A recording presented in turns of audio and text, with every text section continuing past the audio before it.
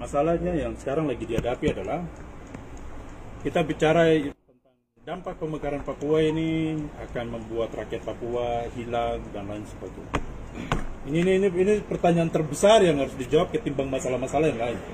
Bagaimana bisa memadukan kedua ini? Itu yang harus dipikirkan. Artinya adalah, yang saya mau mengajak teman-teman berpikir dengan saya itu adalah, mari kita melihat kepada, oke, pemekaran ini baik, menyediakan semua ruang, dan lain sebagainya. Nah, sekarang bagaimana supaya pemekaran ini dia benar-benar berdampak untuk rakyat Papua? Artinya adalah negara ini harus menjamin betul-betul bahwa pemekaran ini untuk rakyat Papua. Bukan untuk kepentingan bangsa atau kepentingan negara, bukan untuk kepentingan elit-elit politik. Artinya kalau saya mau simpulkan begini, bukan mau simpulkan, kalau saya mau bicara dalam ya, nanti interupsi ya sebentar ya, nanti diinterupsi. Kalau saya mau bicara dalam sebuah filosofi begini, ini adalah kepentingan kelompok, ini adalah kepentingan rakyat. Kalau kepentingan rakyat ini kita taruh di dalam kepentingan kelompok sampai kapanpun tidak akan pernah muat. Tapi kalau kepentingan kelompok ini kita muatkan di dalam kepentingan rakyat, itu pasti muat. Anda punya kepentingan, saya punya kepentingan, semua orang punya kepentingan. Ya. Tapi sekarang adalah bagaimana kepentingan itu kita dapat bersamaan dengan kepentingan rakyat menjadi kebutuhan semua rakyat. Itu yang hari ini yang menjadi pertanyaan besar yang harus Bapak jawab, dan semua rakyat Papua jawab. Oke, saya jawab Pak. Mungkin itu yang perlu kita bahas. Jadi saya begini, saya konkret saja. Jangan Kip. Iya. Nah, saya konkret ya. Boleh. Pertama, kalau kita mau bilang berhasil berarti kita harus cari contoh keberhasilan. Apa yang menyebabkan hasil pemekaran itu berhasil? Tapi kayaknya saya cari contoh itu kayaknya susah gitu. Jadi saya cari contoh gagal. Apa yang menyebabkan daerah-daerah otonomi baru yang sudah pernah mekar itu gagal? Contoh-contoh gagal ini sama dengan saya mau pergi sekolah, itu bisa pastikan di dalam tas ini ada pulpen, ada kertas, ada buku, dan ada semua perlengkapan untuk sebentar nanti saya masuk kelas. Nah, pertanyaannya sekarang adalah apa yang menyebabkan, misalnya contoh tadi kita bicara soal Waropen, pemekarannya bisa kita sebut sebagai daerah otonomi baru yang gagal karena hari ini banyak masalah. Nah, banyak masalah itu kira-kira apa? Berarti pengawasan anggaran salah satu yang tadi disebutkan. Pengawasan anggaran yang lemah. Mungkin berikut adalah pembangunan yang mungkin bisa kita bilang kurang tepat sasaran. Gitu. Misalnya menyediakan infrastruktur penunjang, jalan, jembatan, pelabuhan, rumah sakit, sekolah, dan segala macam. Nah, itu bahkan sampai hari ini masih jadi polemik begitu. Nah, maka itu menurut saya adalah hari ini bicara pemekaran berarti daftar inventaris masalahnya sebenarnya mesti dikumpulkan kan. Contoh kegagalan itu masalahnya apa aja, contoh keberhasilan prestasinya apa saja. Nah, baru kemudian dirumuskan. Berarti kalau kita memekar, ini yang harus kita hindari dan ini harus kita capai. Saya simpel itu. Oke, saya mungkin mau menjelaskan ya, maksud saya supaya teman-teman bisa memberikan tanggapan secara tepat. Okay. Jadi yang saya maksudkan persoalan terbesar ini betul tadi Pak Ade Wayangkawa atau Ade Sundi sudah jelaskan bagi kita. Teman-teman harus mengerti apa yang saya maksudkan. Artinya begini, kita tidak bisa mengesampingkan persoalan mendasar tentang rasa ketakutan orang Papua saat ini kalau sampai pemekaran ini terjadi. Nah, sekarang semua elit politik di Papua ini bisa menjamin tidak bahwa pemekaran ini untuk rakyat Papua. Jangan sampai pemekaran ini terjadi kemudian yang menikmati pembangunan. Artinya begini, yang saya takutkan adalah kesimpulan kata genosida itu terjadi. Itu yang harus ada kepastian di situ, sehingga rakyat dengan sukarela menerima pemekaran yang ditentukan oleh pusat, yang dihadiahi oleh pusat. Betulkah ini untuk rakyat Papua? Kita bicara rakyat Papua, khusus kita bicara ke daerah kekhususan lah. Kita bicara ke soal kekhususan karena ini adalah otsus. Nah, kita bicara ketakutan mendalam orang Papua bahwa pemekaran ini betul-betul untuk orang Papua atau tidak? Untuk orang Papua loh. Jangan sampai kemudian orang Papua mati di situ, habis dalam arti tersingkirkan, termajin dan lain sebagainya. Tidak bisa bersaing. Bukan persoalan yang tadi, artinya persoalan yang tadi apa namanya Dinda Sudi sampaikan itu betul, itu nanti dengan sendirinya kita harus menemukan formula yang tepat untuk membenahi semua supaya pemekaran ini berhasil. Nah, tapi sekarang begini, pertanyaannya adalah semua elit politik di Papua ini bisa menjamin tidak? Itu jaminan itu.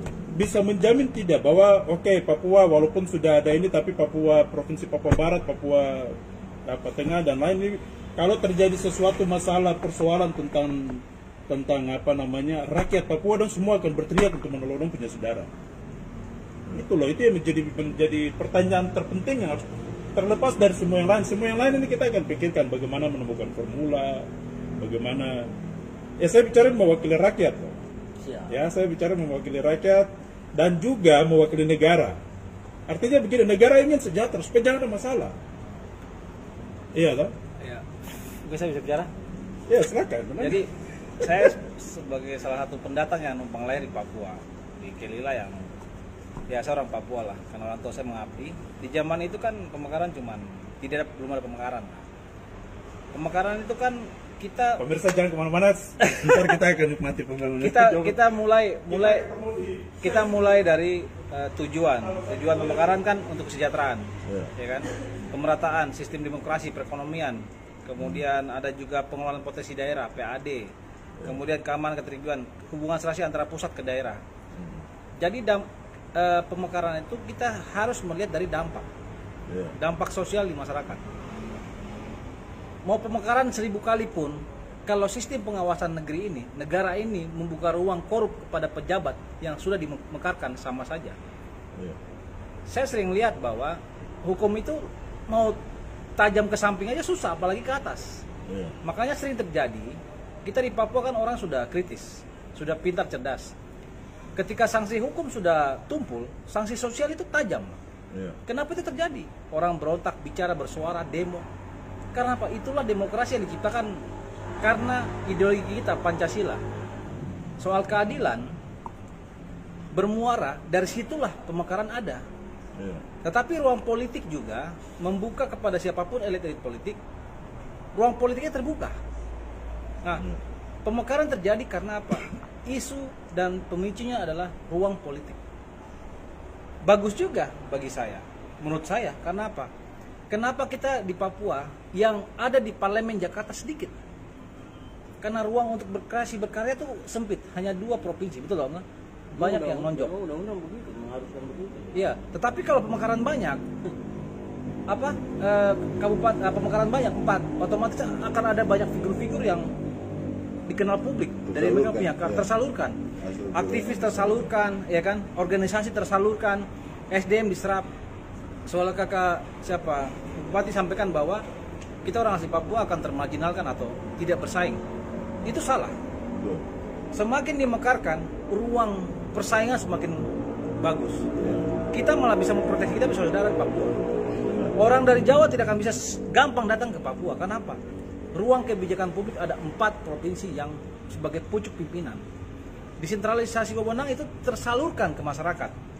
Tinggal bagaimana negara membuat satu paten, satu konsep pengawasan. Ini soal otsus, Pak. Otsus akan diberikan kepada 4 daerah provinsi pemekaran, ya kan? 5 ya. Nah, disitulah ruang terbuka. Anak-anak SDM kita Papua yang punya karya, punya talenta di bidang pengawasan masuk di lembaga pengawasan. Jadi sebenarnya ruang distribusinya akan terbuka bagi saya. Tetapi ingat, ada dampak negatif yang belum sudah disampaikan, kegagalan pemekaran, betul loh. Acuan kita bisa lihat dari sejarah kita. Pemekaran kabupaten masih banyak yang bermasalah dengan undang-undang yang sama, undang-undang tahun 16 untuk di pemekaran tahun 2006 tahun 2002. Itu bersama Sarmi, Waropen, Kayamana, Bovendigul, Asmat, Mapi, Tolikara, Kerom. Sekarang yang paling viral kan Kerom dengan Waropen. Ya, keberhasilan pemekaran itu bisa dilihat dari pelayanan publik. Pelayanan publik bisa berjalan karena ada aktor, yaitu ASN sebagai pilar utama pelayanan publik. Hak mereka saja tidak dibayarkan di Waropen, betul loh? Kayak gini. Ya. Di Kerom juga nggak dibayarkan, toh? Ya. Nah, sistem pemerintah yang kacau balau ini menjadi satu tolak ukur bahwa pemekaran itu gagal, tapi masih bisa dibenahi. Tergantung dari aktivis atau orang-orang kritis yang mau membangun di daerah itu. Betul loh, Om Sudin. Nah, kemudian pemekaran itu tidak lepas dari namanya Undang-Undang Hak Konstitusi Masyarakat Adat yang mengatur disahkan oleh MK RI 12D pasal ayat 1 Undang-Undang 45, hak konstitusi masyarakat adat, hukum adat. Negara menjamin hak hukum adat masyarakat adat Papua, mulai dari tanah, hak hidup, hak untuk merasakan pelayanan publik yang sama. Kenapa masyarakat di daerah yang tidak tersentuh tidak merasakan pelayanan publik yang sama? Kenapa? Rentan jangkauan terlalu jauh dengan pemekaran yang dua hanya provinsi. Nah, disitulah para elit politik mulai bersuara, memekarkan untuk kesejahteraan, perekonomian, demokrasi, politik. Dampak sosial ini yang harus diawasi. Makanya sistem pengawasan di negara ini yang harus dikritisi. BPK, KPK, inspektorat di daerah itu. Bentuk inspektorat, kepala inspektoratnya harus bagus. Betul Pak? Kenapa di Waropen kacau balau? Kepala inspektoratnya siapa? Apakah dia melindungi pemerintahannya? Legislatornya mana? Ya kan? Nah, di Keron juga sama, legislatornya mana? Ketua DPR mana? Kemudian kepala inspektorat, dua lembaga ini yang mengawasi. Inspektorat melakukan telah pandangan terhadap pembangunan di setiap SKPD yang diperiksa berdasarkan laporan dari inspektorat oleh BPK. Bagaimana kalau aparat penegak hukum sudah salah mengawasi? Akhirnya apa? Rakyat melihat permasalahan di masyarakat. Matanya rakyat lebih tajam dibanding aparat penegak hukum. Betul toh? Di Papua. Disitulah aktivis berbicara. Kenapa kita ada? Karena apa? Aktivis bisa hidup, bisa bersuara karena permasalahan itu. Itulah penyeimbang, Abang. Nah, memang saya pendatang, tapi tidak bisa dibatasi karena hak hidup saya ada. Hak konstitusi masyarakat adat, hukum adat. Orang tua saya sudah beradaptasi dengan adat Papua. Dan kita proteksi mereka. Rugi kalau nggak bersuara. Gimana, Bro Sundi? Paham tuh? Nah, dasarnya di situ. Pemekaran untuk kemakmuran, kesejahteraan, ekonomi, sistem demokrasi, peluang SDM terdistribusikan. Tetapi kepentingan ini awalnya murni. Tidak murni ketika pengawasannya lemah. Karena apa? Otsus akan dibagi 5, ya kan? Tapi bagus juga, daerah yang tidak tersentuh akan disentuh. Kenapa? Tujuan pemekaran adalah kesejahteraan. Kesejahteraan itu dilindungi oleh Undang-Undang Hak Konstitusi Masyarakat Adat. Setiap warga negara masyarakat adat dilindungi oleh pemerintah untuk mendapatkan pelayanan yang sama. Nah, untuk artinya bahwa pertanyaan terbesar saya, ketakutan saya yang mewakili ketakutan rakyat ini sebenarnya bisa diproteksi, sudah dilindungi, sudah oleh undang-undang melalui keputusan hak, tadi ya, hak konstitusi masyarakat adat 12B. Hanya saja pertanyaannya sekarang begini, pasal-pasal itu ditegakkan dengan benar atau tidak? Nah itu yang harus karena contoh. Berarti kita pertanyaan ini harus dilempar ke Jakarta. Sekarang Jakarta harus benar-benar iya, di situ jaminan hukumnya harus ada. Sudah pernah nonton videonya yang di Laksono yang dia pergi bikin liputan di Merauke. Judul videonya itu tema Hussein. Nah, dia akan kasih tunjuk sama orang yang nonton video itu bahwa bagaimana marga besar Mahuse di Merauke itu tergeser secara perlahan-lahan dari hutan adat, hutan tempat mereka ambil sagu. Itu contoh-contoh contoh kasus kecil yang terjadi. Itu contoh yang bagaimana program dulu zaman SBY, program MP3EI, Master Plan Percepatan Pembangunan Indonesia. Nah, terus sekarang di zaman Jokowi cetak sawah itu. Nah, cetak sawah ini kan akhirnya menggeser merubuh sekian ratus pohon sagu dan mengalihfungsikan lahan dari awalnya itu tempat pohon sagu tumbuh jadi bangunan sawah. Tapi masyarakatnya mampu nggak petak sawah? Nah, sebentar, bisa jelaskan sini. Nah, bagi bagian itu masyarakat yang bilang begini, dulu kita mau makan untuk hari ini, itu cukup pergi ke bang pohon sagu satu, kita untuk hari ini, kita ramas hari ini ada sagu dan kita makan. Sedangkan petak sawah hari ini kita tanam, 6 bulan kemudian baru kita panen. Jangka panjang itu. Jangka panjang. Ya. Nah, dan masyarakat tercerabut dari akar kebudayaan. Lahannya diambil. Artinya bahwa penyampaianmu ini secara prinsipil setuju dengan saya punya. Saya setuju bagian itu. Bahwa ini ketakutan yang terdalam, terbesar lah. Ketakutannya dampaknya ada. Ketakutan Dampak ini negatif ada. bukan ketakutan yang dibikin-bikin, bukan. Ini ketakutan yang nyata. Tapi fakta ya. Fakta. Nah, di Itu yang satu- harusnya harus ada jaminan negara. di satu sisi orang yang berpandangan mengejar, pokoknya orang dengan pemahaman developmentalism, pemahaman bangun gitu. Iya, developer lah. Nah, mereka kan berpikir bahwa, nah tapi kalau kita mau tumbuh masyarakat itu kemudian suatu saat tumbuh dan berpikir tentang kemajuan, berpikir tentang diversifikasi pemanfaatan lahan dan segala macam, itu mau kapan? Itu mau tunggu sampai kapan? Investor terpakai logika itu.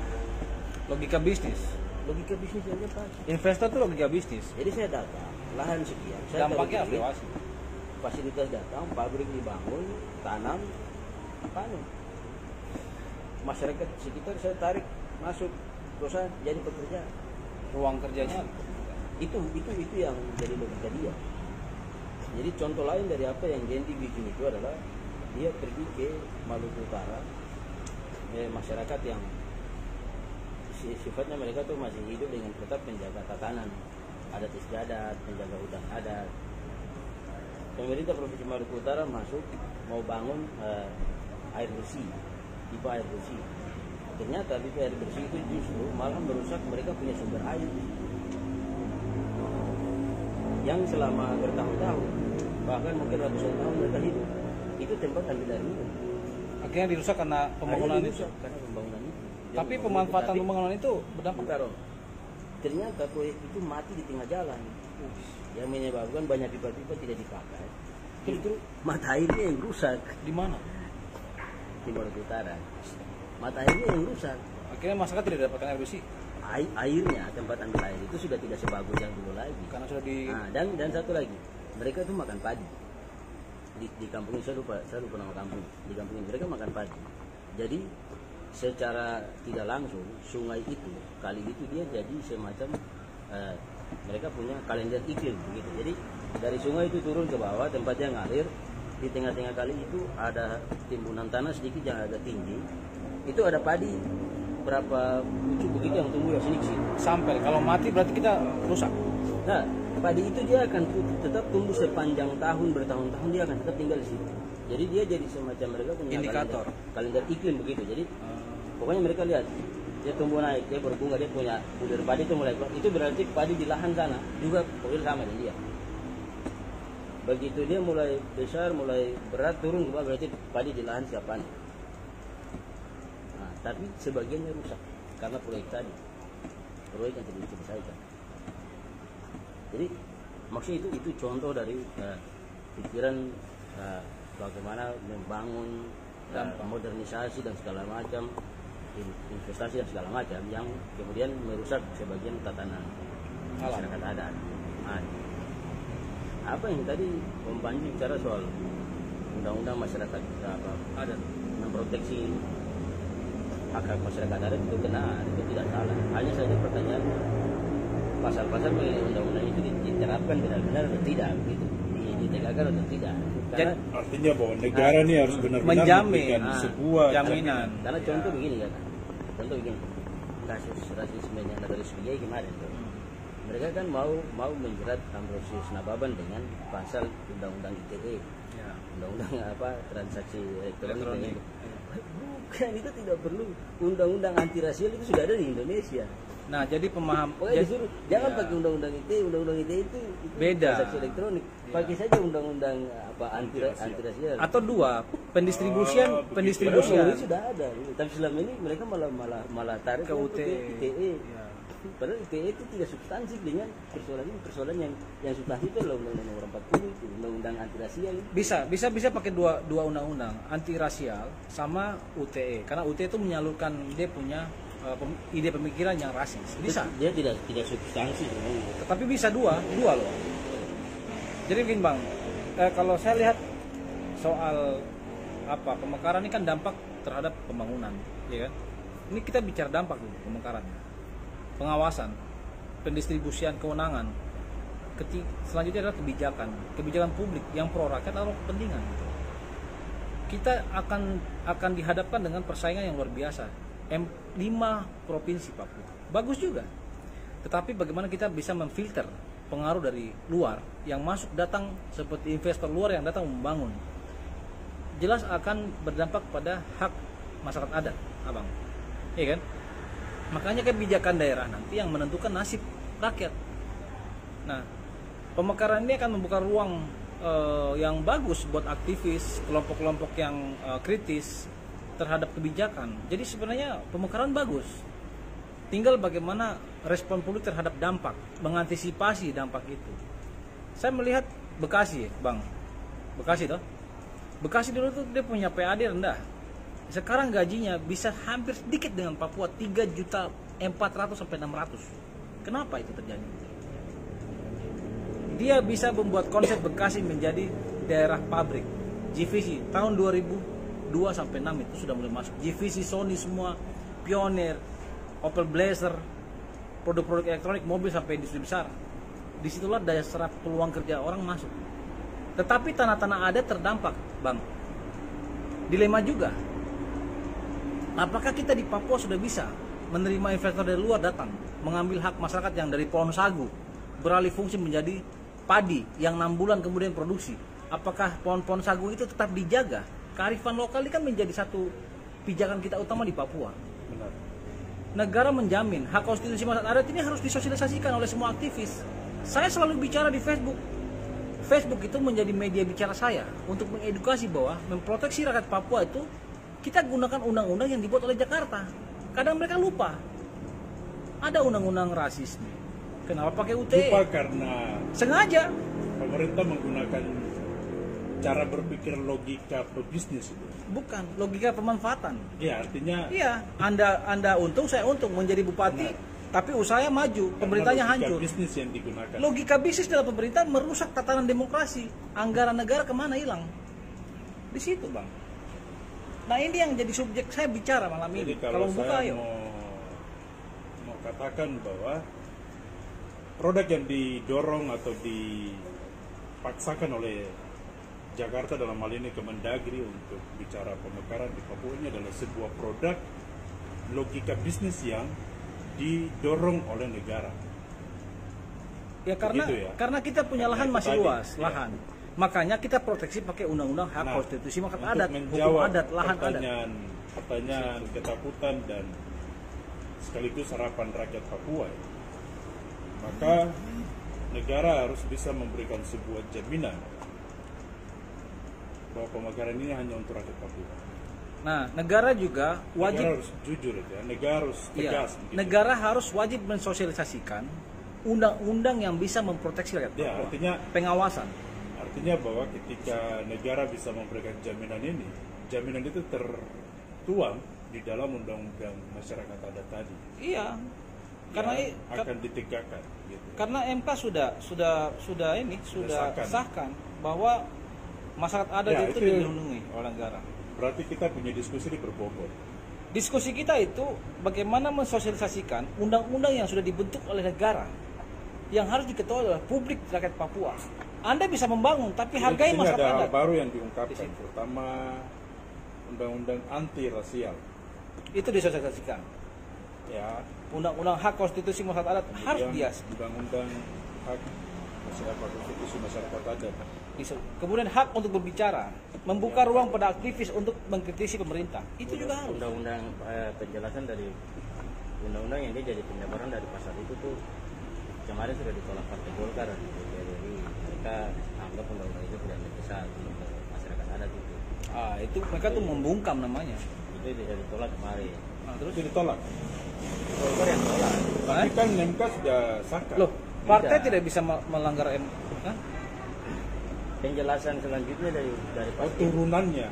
itu sorry pasal yang Om Pani sebut itu di undang-undang apa? Undang-undang dasar. Iya, Ini undang-undang dasar toh? besar 45. Ya, itu kan dia butuh undang-undang penjabaran lebih lanjut di bagian Ya, bawahnya. turunannya. Sudah ada. turunannya. Sudah. Tidak ada, itu kemarin ditolak sama Partai Golkar. Nanti cek aja Partai Golkar menolak undang-undang itu. Berarti ini undang-undang tidak. ini sebenarnya undang-undang Begini. apa pokoknya sudah dibuat, hanya saja turunannya yang mungkin dinilai terlalu radikal kamu. Tidak. Bukan terlalu radikal, alasan Golkar adalah itu tidak mendesak. Itu tidak? Loh, Mendesak. salah. Mbak, gini loh, di MK itu saya tiga bulan sekolah di MK. Undang-undang ini yang bisa memproteksi hak masyarakat adat untuk memproteksi, memfilter dampak dari pembangunan. Hanya ini, tidak ada undang-undang lain, tidak ada. Membanjir ini. Ini Tempo. Fraksi Partai Golkar Dewan Perwakilan Rakyat gencar menolak rancangan undang-undang hukum adat dan RUU perlindungan pekerja rumah tangga. Terus yang dukung malah Gerindra. Gerindra dukung pembentukan RUU masyarakat adat. Ini barang baru. Yuk.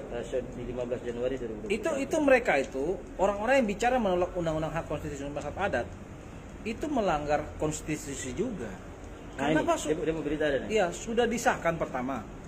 Kedua, RUU apa yang dibuat itu belum yang disahkan. belum disahkan.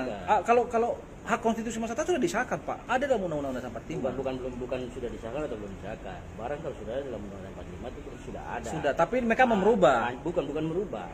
Tapi Dua turunannya. pasal itu. Mau dihapus. Bukan dihapus, harus dijabarkan lebih lanjut pakai undang-undang.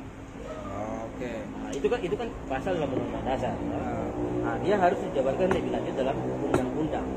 Ya. Kan undang-undang dasar, undang-undang Ya, peraturan itu pemerintah. hierarki aturan di Indonesia. Nah, turunannya Jadi- itu yang ditolak. Turunannya itu yang ditolak karena RUU-nya itu ya. menurut Partai Golkar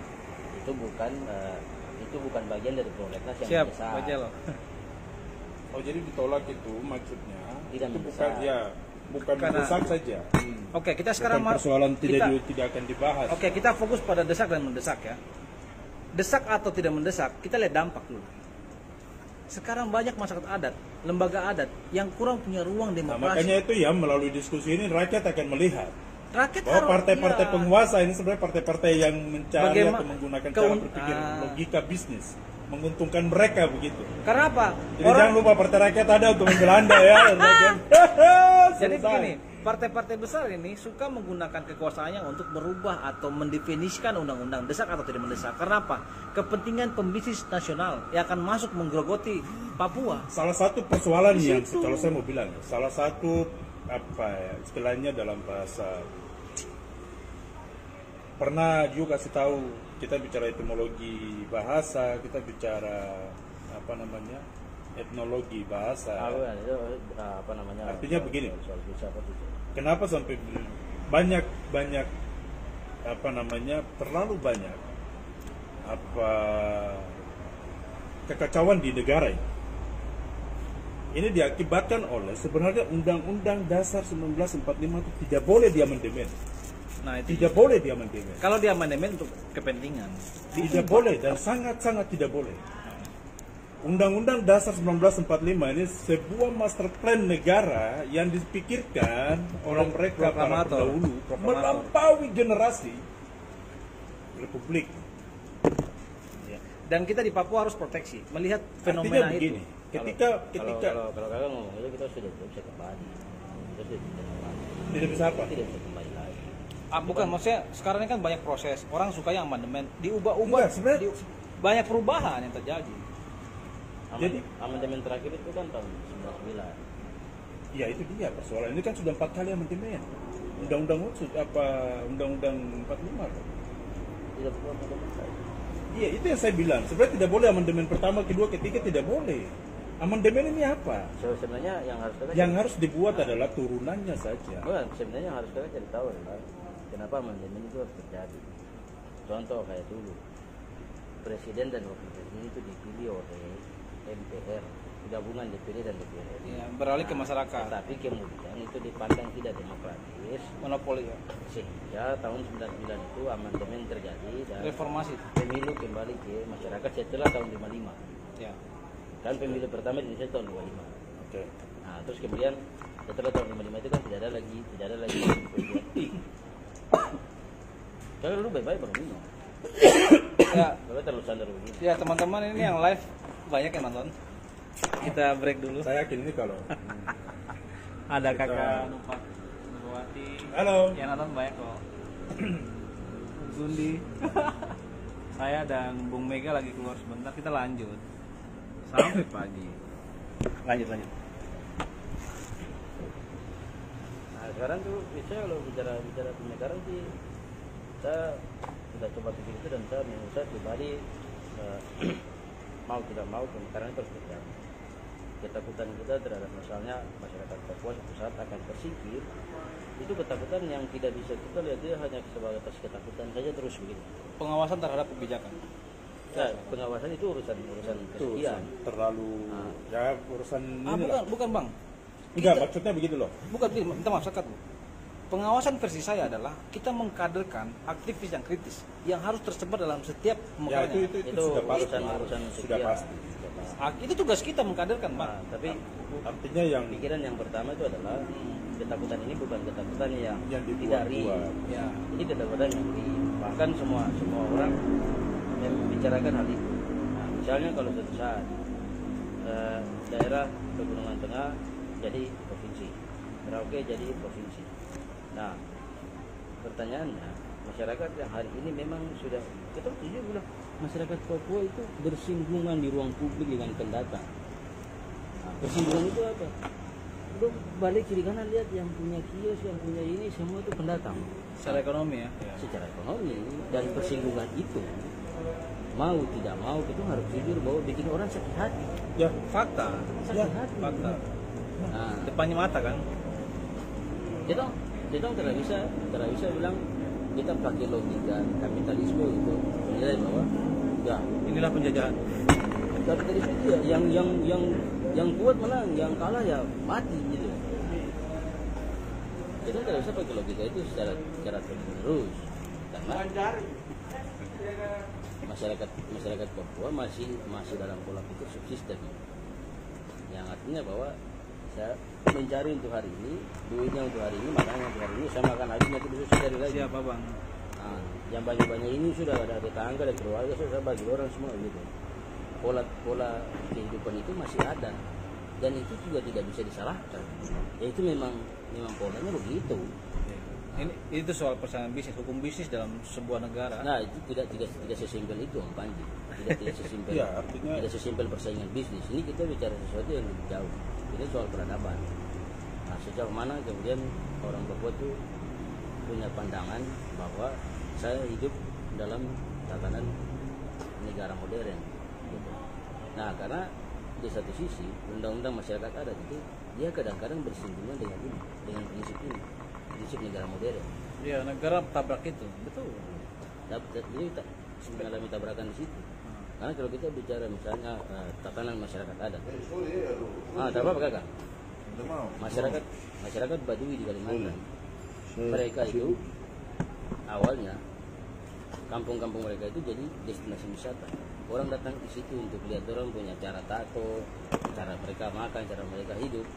Tapi kemudian oleh tua-tua ada di situ dia bilang, tidak. Kita tutup kampung ini dari kunjungan wisata. Terus jadi apa? Yang sampai hari itu tutup belum kampung. Dan tidak pernah ada kunjungan wisata ke sana lagi. Karena menurut mereka orang datang itu hanya merusak apa yang sudah ada di dalam. Berarti mereka lihat pada dampak ya. Iya mereka sudah dapat. Nah ini berarti ini loh Masyarakat cukup banyak. cerita dari Bung Sudin bahwa ini pemekaran tuh kita kayak ke depan tuh kita harus meriset soal dampak, betul loh dalam pembahasan ini. Ingat bahwa dampak tuh bisa menguntungkan kita rakyat Papua dan bisa merugikan. makanya itu yang tadi saya bilang. Dua hal itu saja. Ketika kita Bagus sudah jika memekarkan, tapi ada buruk dampaknya juga. ketika kita sudah memilah mana yang prioritas dan mana yang penting, artinya semua penting. Tapi ada yang menjadi prioritas dari pemekaran itu. Prioritas itu Skala adalah, prioritas. ya kita bicara skala prioritas dari pemekaran itu adalah Pembangunan siapa? untuk masyarakat asli Papua. Iya itu dia persoalannya. Kearifan itu lokal. siapa? Nah negara, kenapa pertanyaan ini terus kenapa diulang-ulang itu untuk siapa? Karena kita lihat dari dua provinsi Indo. Sudah seperti Papua apa dan sekarang? Papua Barat. Evaluasi dulu dong. Nah artinya bahwa pemekaran yang sudah dilakukan ini sebenarnya untuk siapa? Kalau hari ini negara bisa menjamin, maka tidak ada itu yang namanya Papua merdeka, tidak ada. Ketika negara menjamin bahwa Papua adalah untuk rakyat Papua seutuhnya, dan kalau kita mau katakan lebih khusus bahwa ya mereka yang didahulukan dulu Harusnya. dan negara ini harus memberikan sebuah pencerahan berpikir kepada semua orang yang datang ke Papua, hargai Mereka. mereka yang ada di sana. Kalau kakak bicara soal Artinya begini, ini sebuah pendekatan berpikir yang jauh, yang harus dipikirkan, artinya menggeser semua kepentingan-kepentingan itu. Kembali ke kita. Kalau mau tulus melihat Papua, kalau mau tulus melihat Papua, sehingga ketika Mendagri atau pemerintah atau negara ini menawarkan pemekaran, dengan senang hati kami terima, karena memang kita membutuhkan sebuah kesejahteraan yang secara menyeluruh. Tapi pertanyaan pentingnya itu tadi, negara bisa jamin tidak pemekaran ini untuk orang asli Papua? Ini bukan negara yang menjamin. Ya, diskusi Ya, artinya Kita sendiri yang menjamin. ya betul, ini ada dua ya, ada dua. kita atau mereka. Ada dua. Tadi saya bilang para elit Papua Elit pertama. politik Papua sendiri harus kayak jaminan. Itu yang pertama. Yang Mereka yang kedua, berjuang tuh. Mereka artinya begini. Mereka yang nanti akan berjauh. Artinya begini, yang pertama para elit Papua. Yang kedua, kita bicara negara ini kan negara pemerintah daerah dan pemerintah pusat. Nah, dua Pilar. perangkat atau sistem ini harus menjamin kepada rakyat Papua di bawah. Sehingga itu tidak ada yang namanya kontra, garis kiri, kiri, nggak ada. Nah ini abang, ini ada dari Celo Sarawan.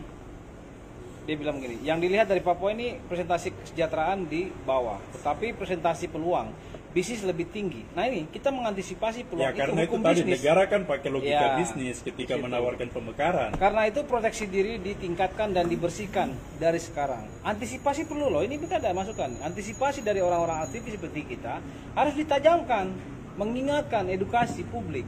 Nah, ini ada masukan, Celo. Aktivis itu bukan orang kuat soalnya. Ya, aktivis kan, ya memang kita tidak pegang sistem memang. Ini banyak nonton nih. Karena kalau tidak diproteksi dengan baik, pembisnis akan sejahtera, pemilik hak ulayat akan menangis. Nah ini soal dampak lagi. Dampak. Yang kita bahas adalah dampak-dampak terburuk, kemudian cara mengantisipasi. Terkadang elit politik di Papua tidak pernah duduk dan kita bahas barang begini, bukan Bu Mega.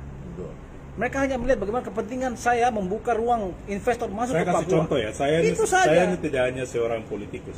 Saya adalah seorang pengusaha yang bergerak berkaitan langsung dengan hukum bisnisnya bagaimana? Masalah ada. Sabar. Perlu kita dengar nih. Ini pandangan. Ini saya mau memberikan sebuah pandangan cara berpikir kepada para elit politik sehingga mereka mungkin bisa memikirkan hal ini. Saya adalah anak adat.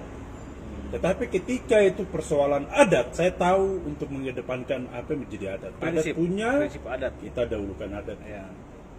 Artinya saya adalah seorang yang artinya kita semua orang beragama lah.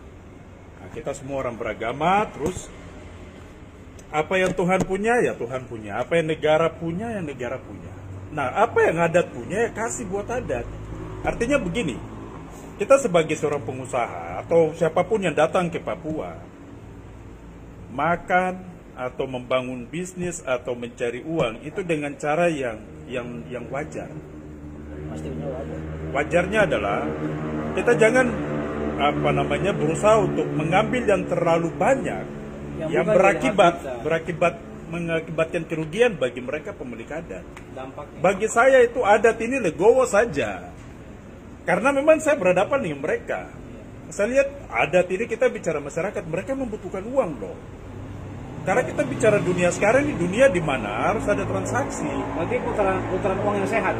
Artinya begini, kalau macam misalnya kita mau masuk di satu lahan, terus ya kita bicara ke nilai tawar-menawar, tapi tawar-menawar kita sebagai pengusaha ini kita harus dahulukan kemanusiaannya.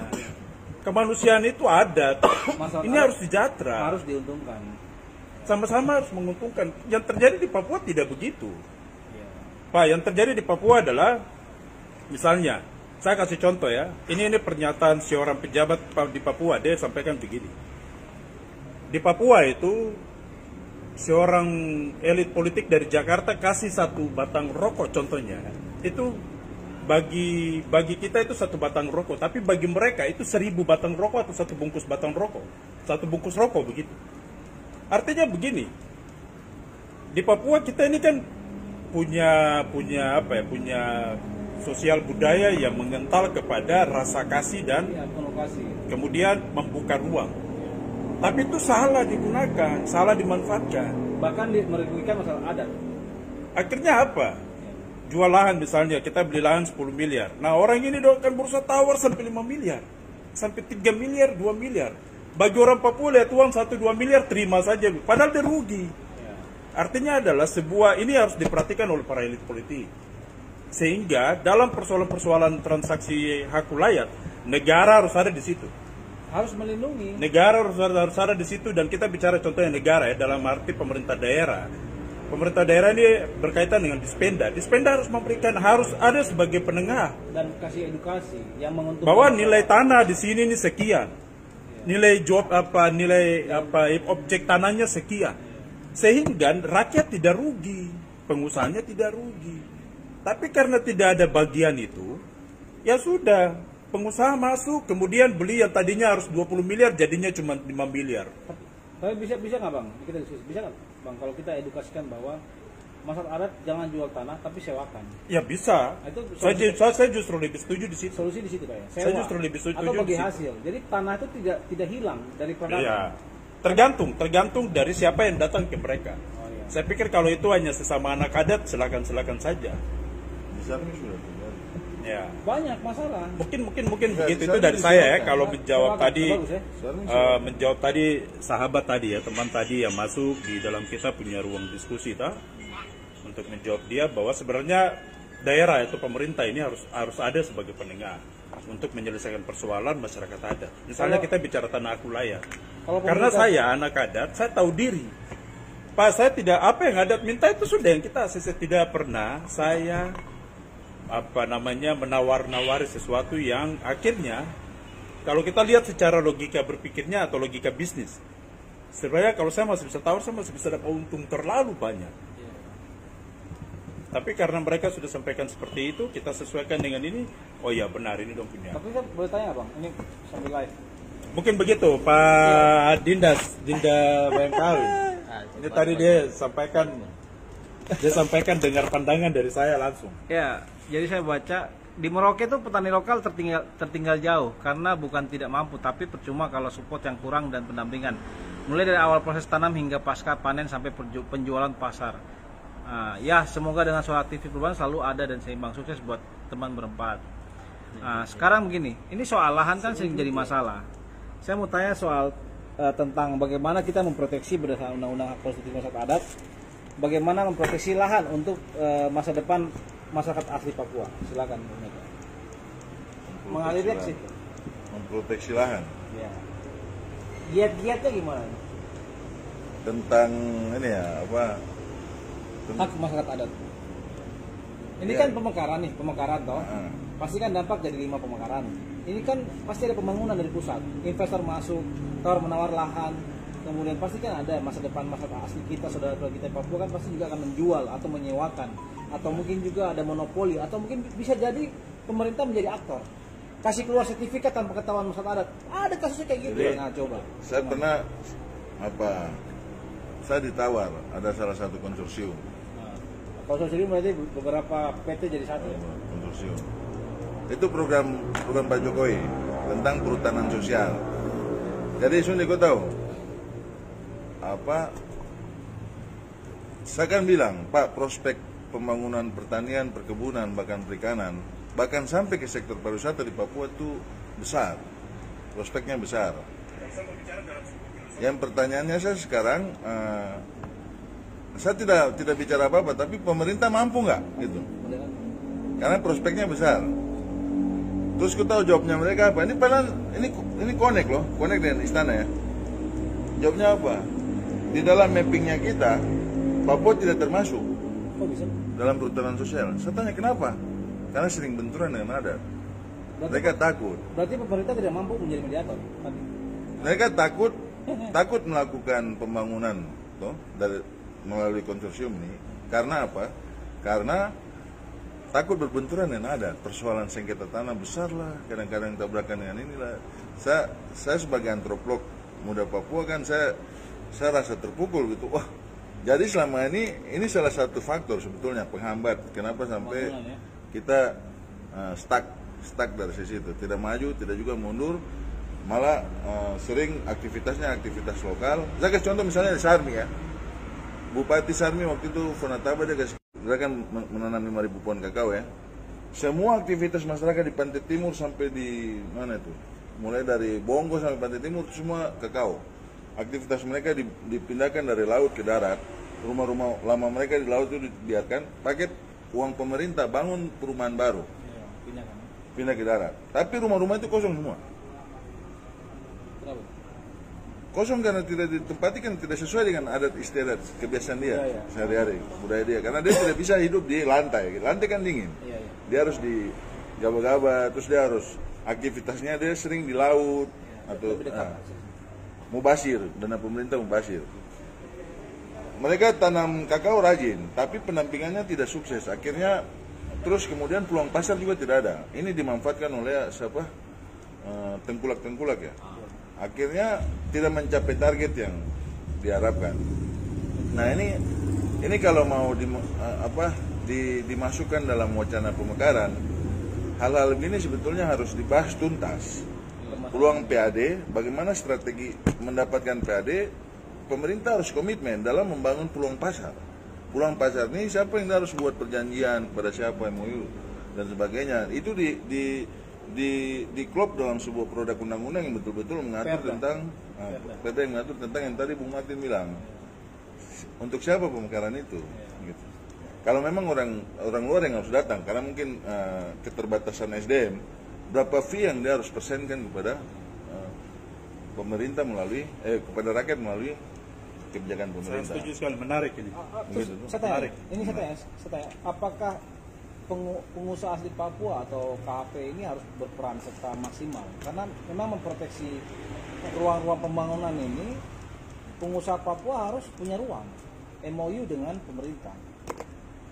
Apakah ini menjadi satu peluang juga untuk membangun dirinya sendiri, daerah kita sendiri, yang membuat pengusaha asli Papua ini harus punya satu kekuatan full dalam pembangunan. Kenapa? Jakarta buat jasa, modal dari investor dari pusat turun ke daerah. Tapi kadang Jakarta mainkan, gitu. Mereka yang bangun. Contoh ya, saya buka Veron. Tadi bicara soal apa? Bagaimana sebuah satu produk pertanian ya, kokoa yang gagal di Sarmi. Saya buka satu produk pertanian yang gagal di Kerom, yaitu singkong. Provinsi sudah bikin pabrik singkong, tetapi pemerintah Kerom tidak mampu membuat jalur distribusi dari first in first out penanaman sampai produksinya, sampai terbengkalai selama 4 tahun. Jadi semua masalah pembangunan ini bukan cuma hanya bermasalah dari sektor dari pusat atau kebijakan pemekaran, bukan. Tetapi ini soal SDM, kemampuan desentralisasi kewenangan ke pemekaran, daerah-daerah pemekaran yang harus dibuat edukasi, transparansi, kemudian suka membuat satu perbandingan, seminar-seminar lokal kah, seminar pertanian kah, pelatihan lah. Nah ini ruang-ruang ini harus menjadi satu muatan ya agenda pemekaran. Bagaimana daerah pemekaran itu diberikan satu pupuk ilmu dan disampaikan selama ini daerah pemekaran yang berhasil mana, seperti Bung Sudin sampaikan dia punya kiat-kiat sehingga dasar pemekaran tuh dia punya kaki itu jelas. Siapapun jadi bupati dia harus begini. Kamu sudah dikasih ruang untuk desentralisasi wewenang pemekaran, harus seperti ini. Nah ini yang salah kan begini. Perencanaan bagus, ya kan? Pencairan selesai, pemanfaatannya nggak ada. Banyak terjadi pembangunan mangkrak yang ada di daerah pemekaran yang gagal. Contoh Kerom dan Waropen, ya, yang lagi viral hari ini. Nah sekarang begini, apakah aktivis Papua di luar Kerom, di luar Waropen, harusnya kita bersuara, bantu mereka yang di sana. Saya sih kasih viral Waropen. Kalau kita hanya fokus pada di mana kita makan, tuh bicara aktivis bukan soal piring makan, Bu. Apa yang kita lihat saya ribut, makanya di Facebook ribut terus. Kenapa? Mereka perlu dibantu. Bagaimana kita mau pemekaran kalau kita aja nggak perhatikan? Kalau aktivis yang ribut, memang kita di luar sistem, tapi punya kekuatan maksimal untuk menggoyang pejabat, sistem berubah, Pak. Di situ.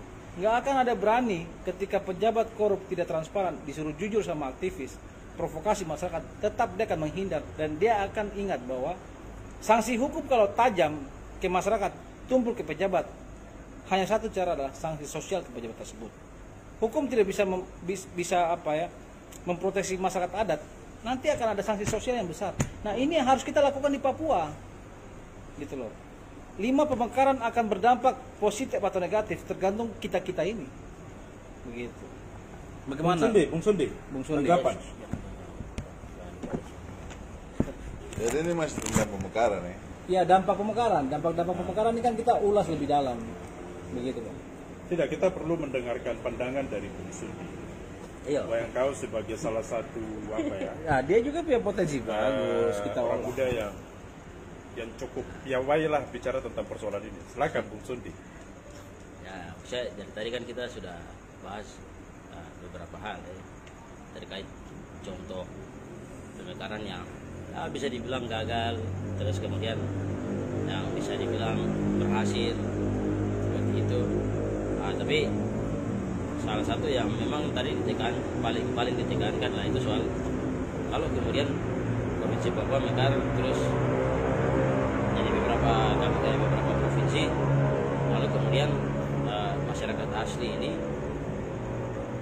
kemungkinan akan tersingkir atau bagaimana ya? Kemungkinan akan tersingkir atau bagaimana. Nah, ini kan kembali kepada karena kita tidak bisa menutup mata, bahkan tidak bisa menutup kemungkinan bahwa persaingan itu akan terjadi. Bahkan sebelum pemekaran itu kita pun sudah bersaing, lebar. kita sudah bersaing begitu. Nah, bahkan menurut saya hampir tidak ada bedanya kalau misalnya suatu saat pemekaran persaingan yang sama akan tetap terjadi. Bahkan persaingan yang kita takuti itu Semakin luas. itu sudah terjadi sekarang begitu. Itu sudah terjadi sekarang. Kita berani bersaing kan? Hanya saja misalnya ini saya tidak tahu bahasa yang bagus itu seperti apa, tapi contoh kalau misalnya pemekaran itu terjadi, terus misalnya Papua Selatan, ibu kota provinsi ada di Merauke, nah, secara otomatis berarti harus ada kantor gubernur di situ, harus ada kantor, pokoknya semua instansi di bawah gubernur itu semua ada di situ. Nah, otomatis kan pasti ada perekrutan pegawai. Nah, perekrutan pegawai ini sekali lagi sejauh mana orang asli diserap. Nah, terus gimana jasa penyedia layanan yang lain-lain, misalnya untuk menunjang jalannya aktivitas pemerintahan seperti percetakan misalnya, kayak gitu ya. Nah, transportasi misalnya. Nah, sekali lagi peran orang asli Papua di mana? Nah, mereka ada di mana saat itu? Ini harus ada jaminan dari negara ini. Sebenarnya Dalam arti ya kalau kita bilang pemerintah daerah maupun pemerintah pusat. Kalau kita bilang jaminan dari negara, ya itu tadi yang tadi Martin sendiri bilang jaminan dari negara itu adalah berarti jaminan dari kita. Misalnya suatu saat Kakak Martin jadi wali kota misalnya, atau jadi ketua DPR misalnya. Dia nyamin tuh. Nah, Kakak Mega misalnya suatu saat jadi Bupati Biak misalnya. Baru saya. Bapak itu tonton terus nanti jadi saja. Nah, artinya saat ini kita bisa bilang bahwa kita ini adalah aktor non negara.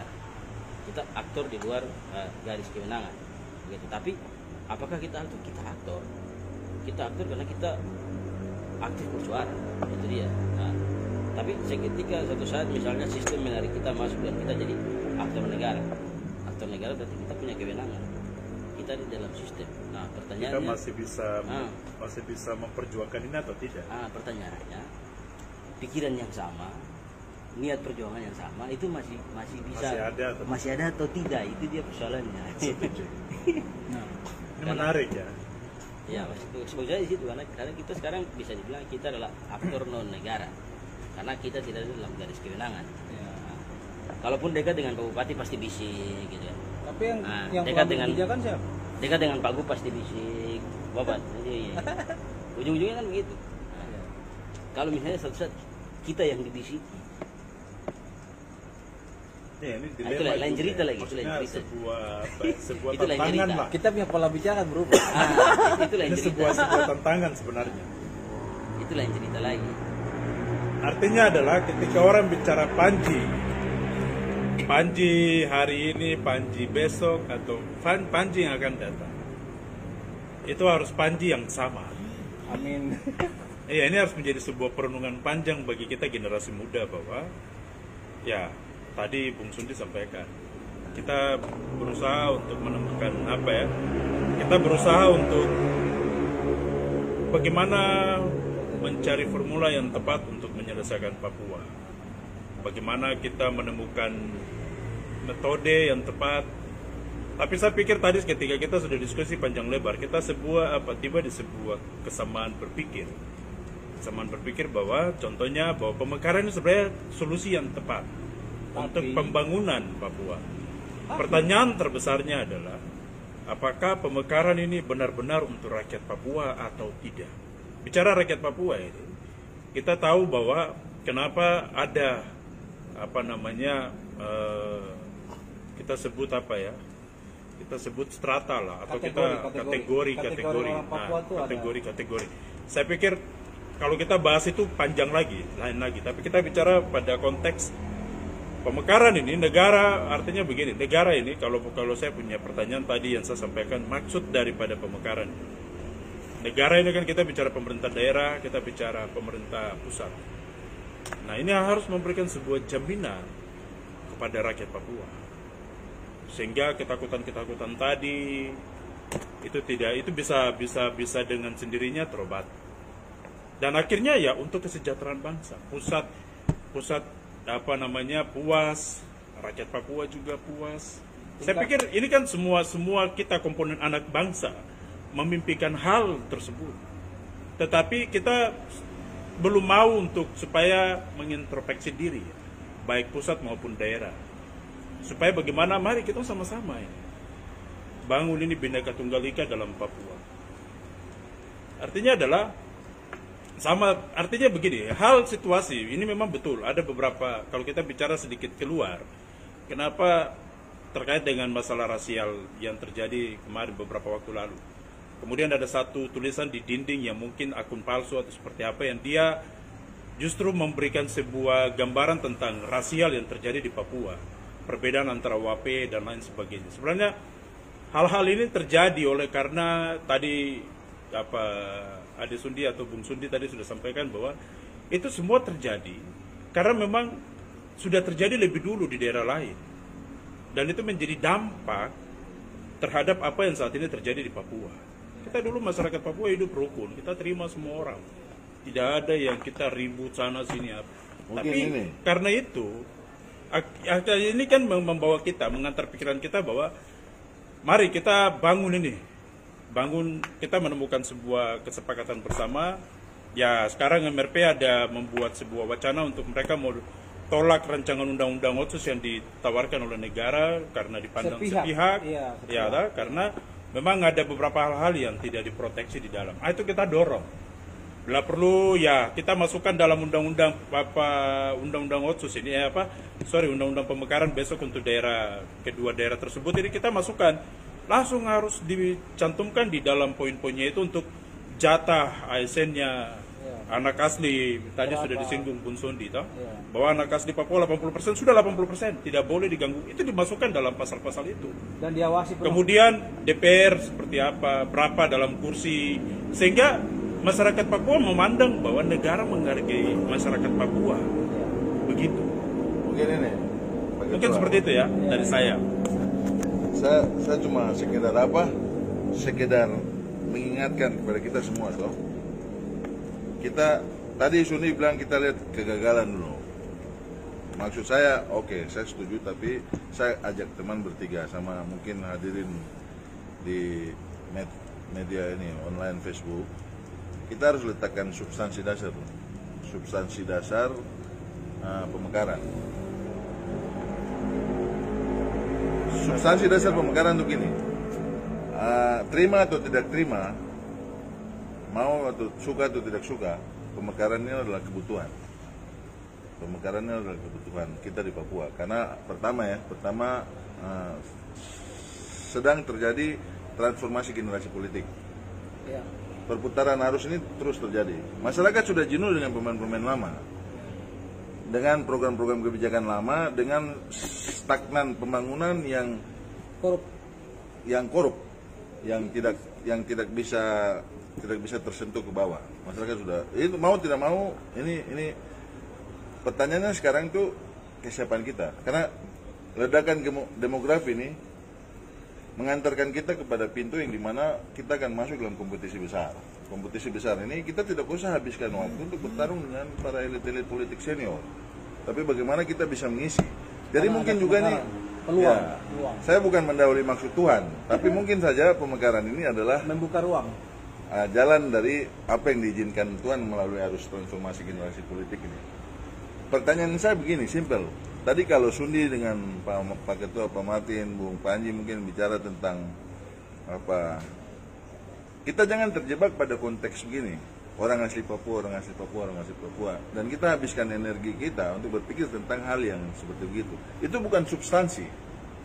Itu bukan substansi. Karena sesungguhnya substansi itu akan terjadi ketika proses kita mencapai begitu fokus dan kita bergerak mengarah ke situ. Kalau sementara itu kita jadikan ini dan tidak ada pergerakan-pergerakan menuju ke situ, itu Jadi tidak akan bisa. substansinya apa, Pak? Substansinya. Substansinya itu sekarang sejauh mana kita punya kesiapan untuk menyambut pemekaran. Kesiapan pribadi, kritis, responsif. Karena apa? Pemekaran ini adalah sebuah arah kebijakan yang memang kondisinya begitu. Provinsi Papua sudah 29 kabupaten kota. Itu Papua ya. Dulu kalau campur dengan Papua Barat kan sudah berapa? 30 lebih. Ini sudah dimekarkan 2, masih 29 kabupaten kota. Satu gubernur tidak akan bisa pimpin 29 kabupaten kota. Tidak mungkin dan tidak akan terjadi. Ditambah dengan berapa suku, lapisan suku yang ada di situ. Tambah dengan ledakan demografi, bonus demografi yang mana yang usia sekarang menengah sudah mulai naik di ajang di mana kita harus memikirkan dan menempuh. Ditambah lagi dengan dinamika perkembangan Di dalam pemerintahan Excelon itu, lonjok-lonjok banyak. enggak, dinamika perkembangan kita di Papua itu begini. 80% ledakan generasi yang baru muncul di lapisan awal Papua nih, ini semua orientasinya politik. Bisnis bisa hitung dengan jari.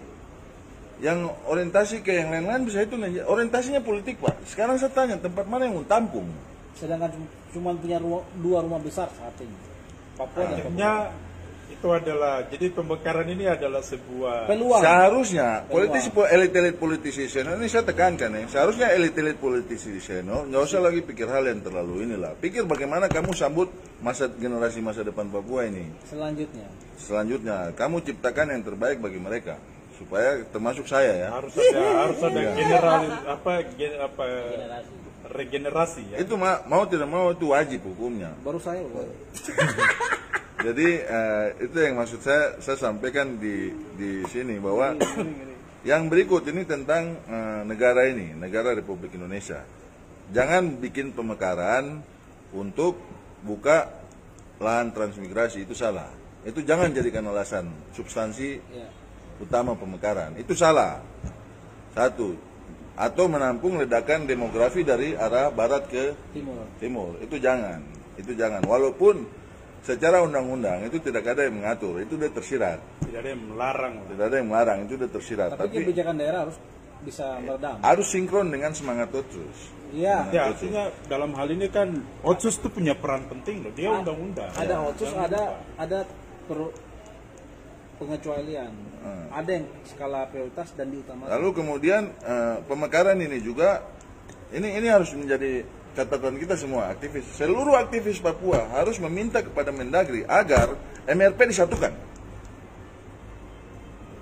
MRP tidak boleh mekar bersama-sama dengan pemekaran wilayah, tapi MRP harus disatukan karena wilayah administrasi dan wilayah adat itu 2 hal yang berbeda. Jadi wilayah dia tetap harus dipersatukan, dia tidak bisa hancur karena pembagian pemekaran ini tidak sesuai dengan pembagian wilayah adat, zona wilayah adat. Ini harus kita sama-sama camkan ini baik-baik karena ini menjadi catatan besar kita. Yang berikut pemekaran ini dia harus sebelum pemekaran terjadi harus ada dialog supaya penguatan kapasitas Majelis Rakyat Papua dalam menata kelola hak orang asli Papua yang dicantum digodok dalam Perdasus, semangat Perdasus ini harus betul-betul terakomodir. Karena selama MRP tidak diperkuat kapasitasnya, empowerment tidak diperkuatkan kapasitasnya, pemekaran tidak akan pernah sukses. pemekaran Jadi kita wilayah. bicara untuk Papua karena memang konteks kekhususan itu ya. Ya, Konteks harus otsus itu ya. diperjuangkan. Harus. Semua dia punya dasar tuh otsus. apalagi adanya tambahan anggaran loh. Kemarin kita buang-buang 126 triliun nggak ada hasil apa-apa loh. 126 triliun Pak, Selama otsus bergulir. nggak ada hasil apa-apa. Ini sekarang akan naik 200 triliun lebih. Anggaran Kepres nomor 9 berapa tentang percepatan pembangunan kesejahteraan masyarakat itu saja tahu 50 dana awal yang akan diluncurkan 24 triliun itu tahap pertama, itu di luar dari otsus yang akan dikeluarkan melalui Bappenas, Presiden Republik Indonesia dan dikontrol oleh Bappenas. Pertanyaannya sekarang, ini dana sekian besar, kita bagaimana gitu? Kenapa sampai kita bagaimana? Saya tanya gitu, karena ya sudahlah yang senior lego lah, nggak usah terlalu anu lah, lego gitu.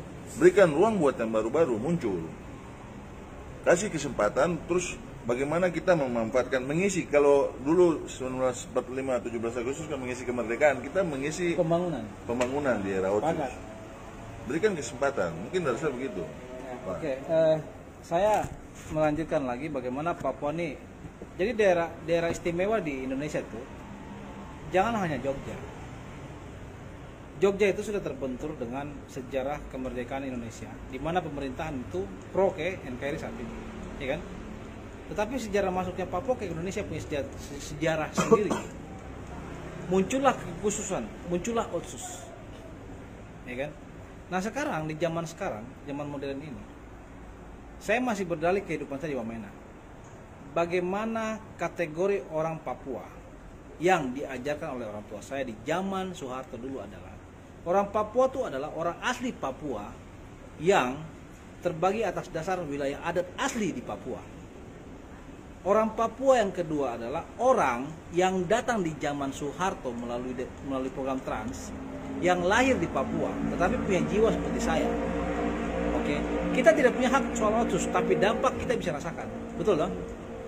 Dampak yang diutamakan tetap saudara kita. Di zaman dulu orang-orang asli dulu hidup. Kalau cara berpikir orang-orang semua trans seperti Anda, itu tidak ada itu yang namanya kesenjangan sosial di Papua. Makanya Sabar. Anda ini saya dukung kalau Anda disebut rakyat Papua. Sabar. Nanti kemudian selanjutnya adalah kita di zaman dulu tuh orang asli Papua adalah kakak dan kami pendatang yang numpang lahir adalah adik. Di dalam rumah kami, di dalam tungku kami menghargai namanya ada tungku, 3 tungku, berapa tungku ya bahasa itu. Tapi ada tungku pendatang yang membuat ruang di mana meja makan ada orang asli Papua. Bapak saya punya anak angkat namanya Kakak Yosias Tabuni. Keluarga Tabuni adalah keluarga saya. Saya lahir dia sudah ada. Pada saat bapak saya masih bujang. Sejarah ini harus dipupuk. Sehingga bagaimana keberadaan otsus di Papua utamakan orang asli Papua tapi berdampak pada kami orang pendatang yang numpang lahir di Papua. Secara pendidikan, kesehatan, iya kan?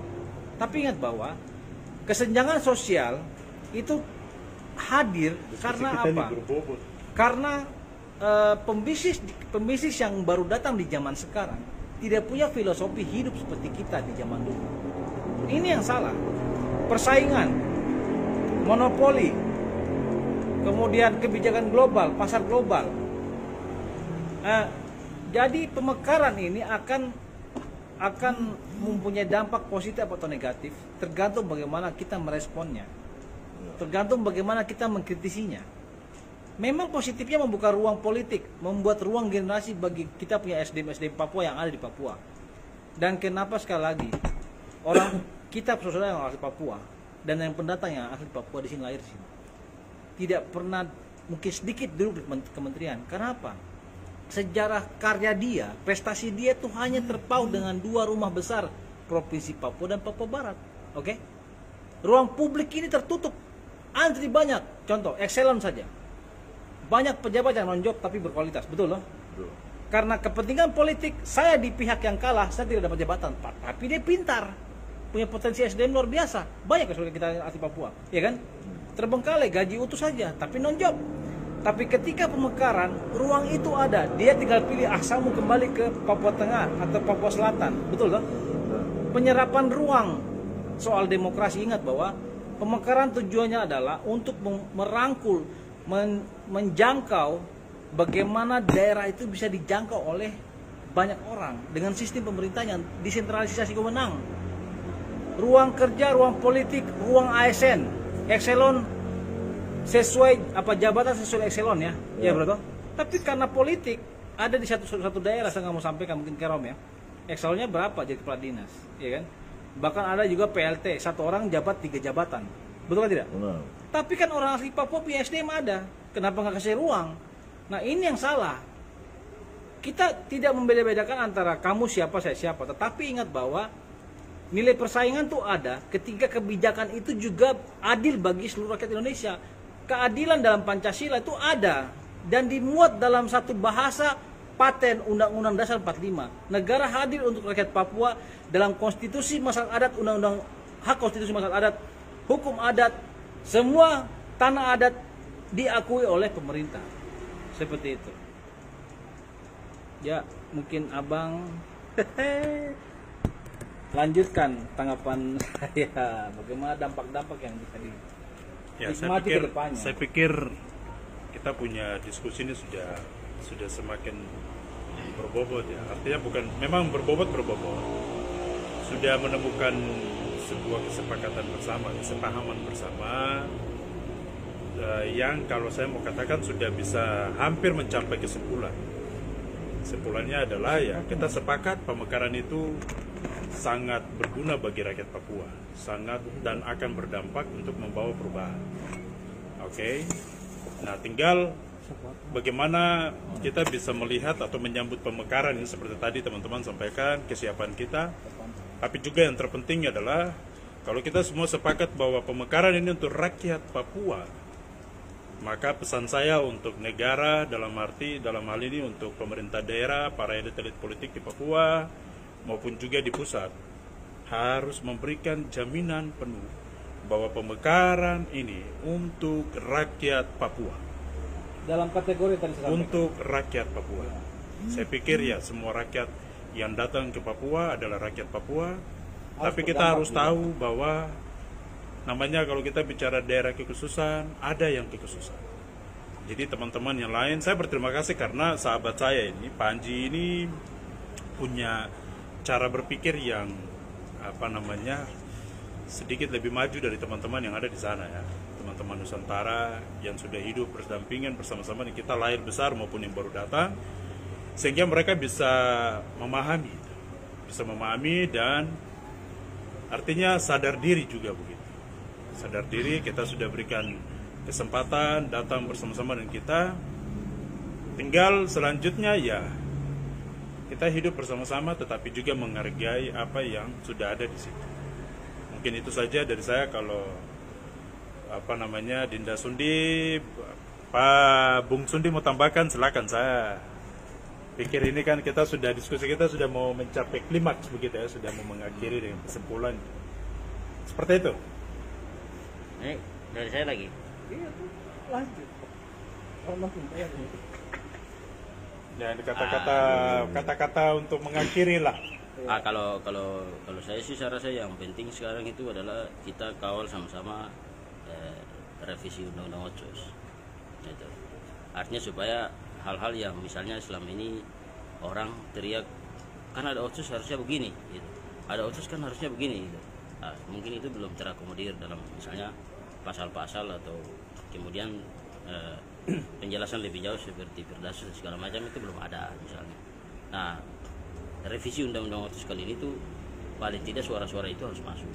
Gitu. Misalnya contoh kayak kemarin orang berteriak misalnya di Kero misalnya atau di Jayapura misalnya, di kota misalnya, wali kota harus orang asli, orang Papua misalnya, atau di Kero wali kota harus orang situ misalnya. Nah, mungkin kemarin-kemarin itu tidak ada.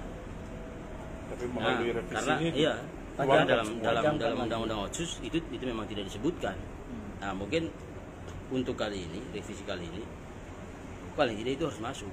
Kalau memang itu adalah aspirasi masyarakat saat ini misalnya.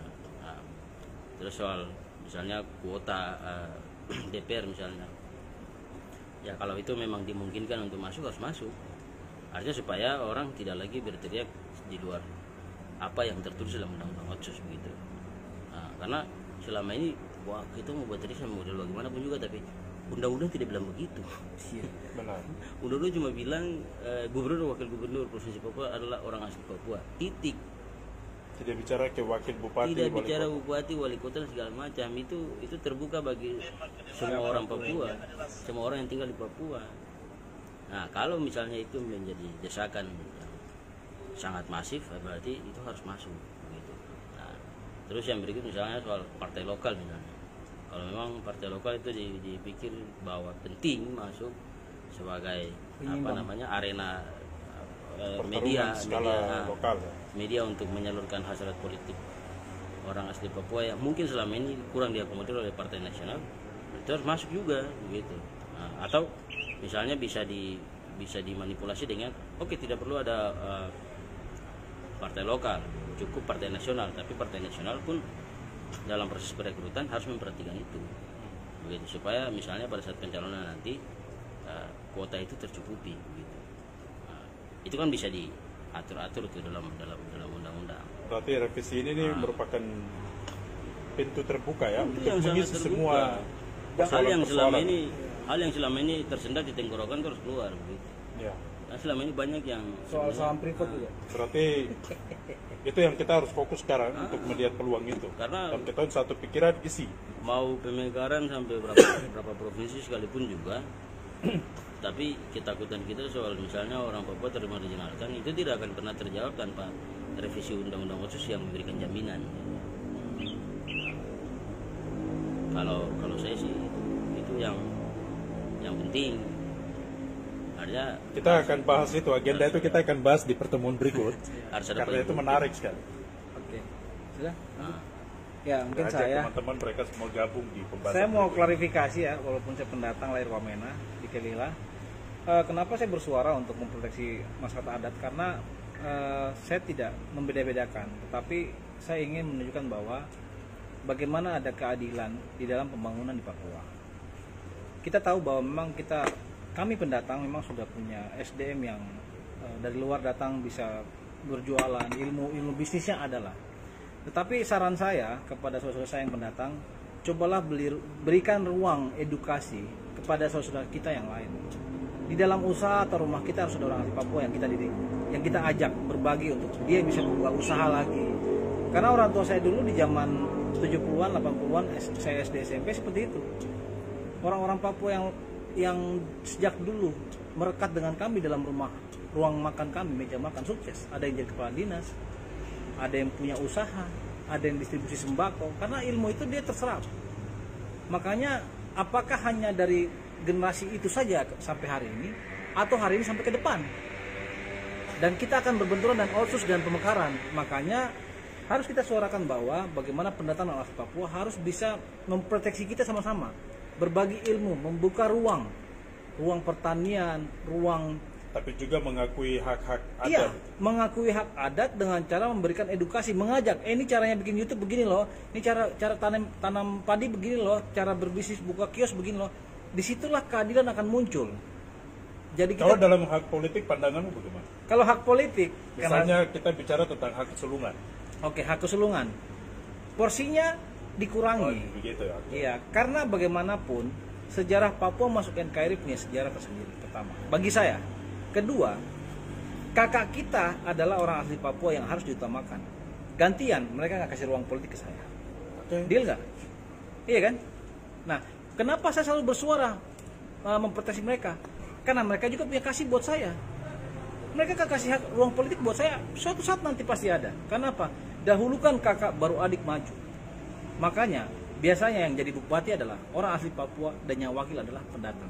Tapi saya bicara soal ini bukan membeda-bedakan loh, tapi keadilan atas dasar undang-undang hak konstitusi masyarakat adat dan negara hadir untuk masyarakat adat. Masyarakat adat itu ada dua. Kita bicara Papua ya. Adat orang asli Papua dan masyarakat adat yang datang hadir di Papua dari Sabang sampai Merauke. Bicara nasionalisme dan NKRI, Papua tuh adalah daerah istimewa selain Yogyakarta. Paham ya? Papua itu adalah daerah istimewa. Bayangkan, seorang gubernur Lukas NMB dan Papua Barat, dia bisa memimpin masyarakat yang ada dari Sabang sampai Merauke di Papua. Hebat nggak? Nah, makanya ruang demokrasi ini harus ada porsinya.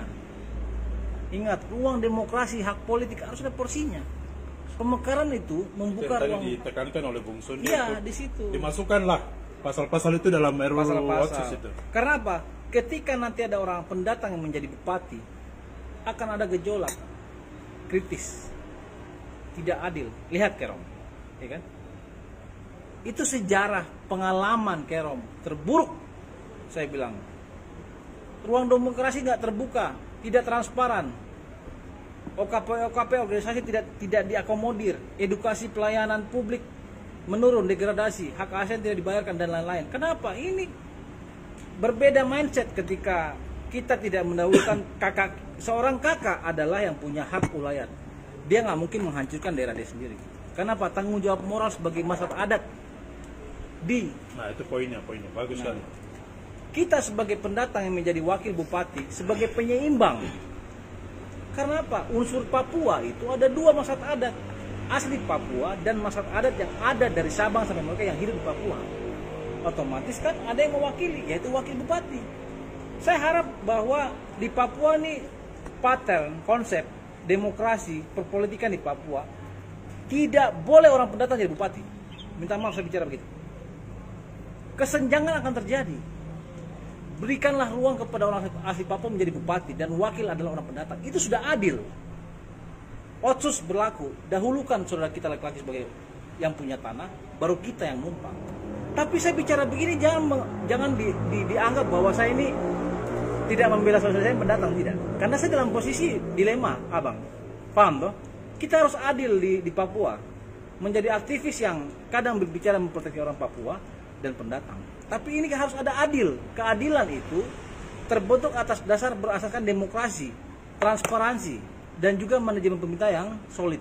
Betul Bang? Presentasi OPD, kepala dinas juga harus diperhitungkan. Kasih ruang kepada orang asli Papua, SDM diangkat. Yang menjadi sekretaris dinas orang pendatang. Bisa. Dan pemilihan kepala OPD, kepala dinas itu berdasarkan jenjang karir yang jelas. Eselon berapa kamu? Penyerapan SDM, penerimaan CPNS, tutup ruang dari Jawa. Dari luar Papua tutup. Dahulukan dulu, buka untuk orang asli Papua dulu, baru pendatang 30. Jadi buat dua usul saya, buat dua rekrutmen. 80% duluan orang asli Papua, masuk semua CPNS. Yang kedua, 30% orang pendatang. Kakak duluan baru adik. Itu baru adil. Jangan buka satu kali di belakang main politik. Tidak ada 80% kayak di Kerom. Akhirnya polemik, gubernur buat buka lagi 600 untuk orang asli Papua. Nah ini kan namanya apa? Kebijakan tumpang tindih. Belum lagi yang bermain uang. Nah di sini keadilan di mana? Makanya kita butuh orang-orang kritis yang mungkin saya mewakili saudara saya yang pendatang, bahwa kita juga harus, kita punya hak ada sini Bang. Kita pendatang punya hak ada. Tapi hak prioritas, skala prioritas kami punya hak ada. Tapi ingat, dahulukan baru kita. Nah ini saya harus bicara hal ini agar tidak kesenjangan tuh hilang, tidak ada rasa iri. Kita maju sama-sama, kita bangun Papua baik-baik. Saya punya hak politik ada. Contoh, dari 20 orang kritis ada 8 yang anggota dewan. Dari 45 anggota dewan ada 30 sekian orang asli Papua dan 8 orang pendatang. Itu adil. Betul Jangan gak? semua pendatang. Nah di situ kita nggak butuh banyak orang yang jadi anggota dewan karena kaya, punya uang, kamu bayar suara. Kamu bayar suara, kamu jadi orang tidak bisa bersuara, bahkan kalah dengan saya. Lihat di Kota Jayapura, mana orang pendatang jadi anggota dewan Kota Jayapura ribut kayak saya? Tidak ada tuh. Iya kan tidak? Nah, teman-teman lihat saya bicara ini, saya tantang. Bukan berarti saya gagal caleg, saya sakit hati, tapi ya sih. Gagal caleg jadi mengungkapkan masalah nih, aduh. Ya teman-teman, kita sudah lanjut. Oke, mungkin moto saya pribadi, jadilah kita masyarakat asli Papua. Saya juga asli lahir Wamena. Tapi saya pendatang, dahulukan kakak kita. Disitulah keadilan, bersuara untuk semua masyarakat di Papua. Kawal, awasi, penggunaan anggaran penerimaan CPNS sampai pada penyelenggaraan pemerintah, anggaran biaya belanja pegawai jangan sampai terbayarkan. Kalau ada pemerintahan yang sampai tidak mampu bayar pegawai, itu amburadul kayak Kerom, Waropen. Nah, bupatinya siapa? Apa lagi? Nah, makanya kita harus kritis. Kalau nggak ribut, rugi bang, ya kan? Kita kalau orang dulu bilang diam tuh emas, tapi goblok sebenarnya. Oke lah, diam tuh emas bagi pejabat, tapi tai buat rakyat. Bisa jadi, ya kan? Oke, terima kasih. Banyak yang like. Kamu jangan sakit hati ya, pejabat yang nonton sini.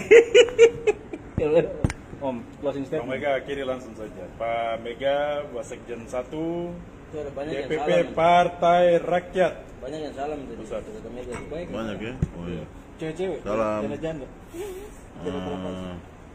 Sebetulnya apa? Kalau kita mau bicara barang ini tidak bisa, Tidak cukup ruang, tidak cukup waktu, toh. cukup waktu. Cuma karena ya beginilah. dibatasi. Baru kita nanti terakhir bang. Aja. Saya cuma pesan itu begini, apa nih?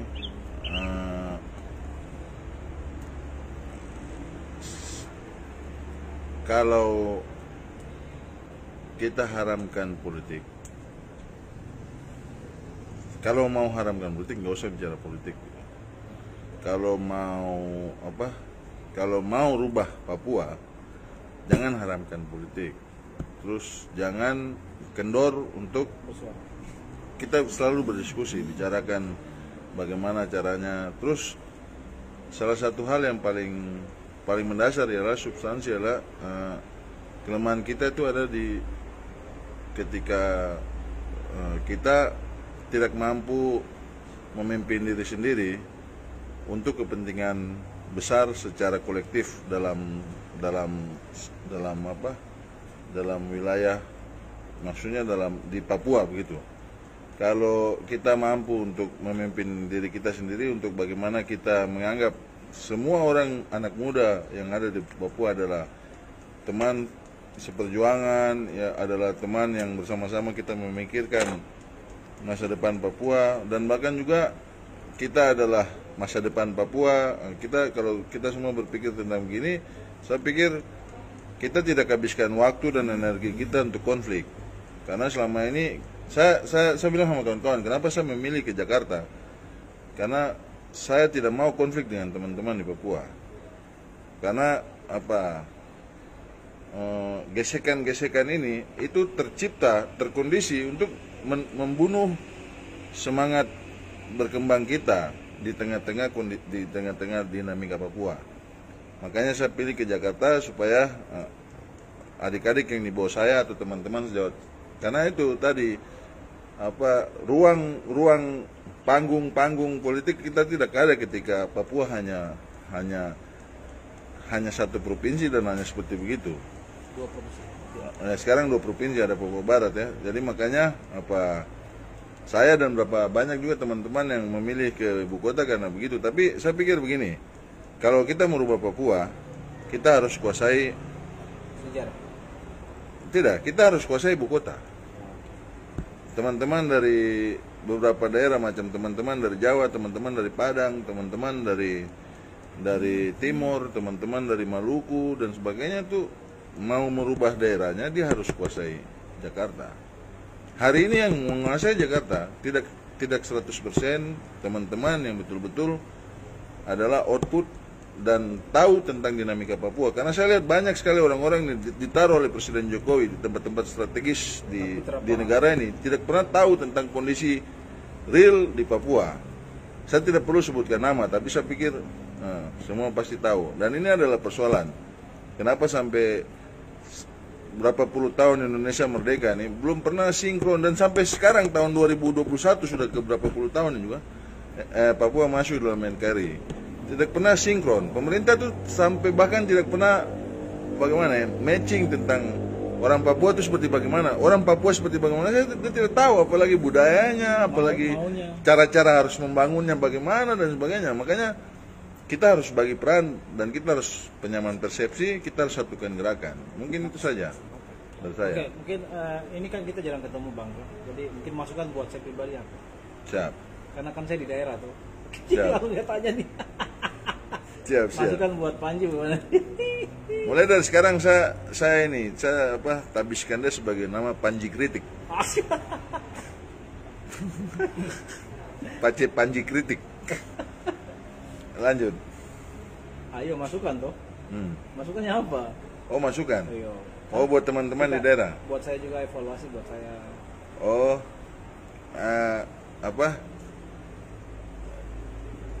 pertama begini, Bung.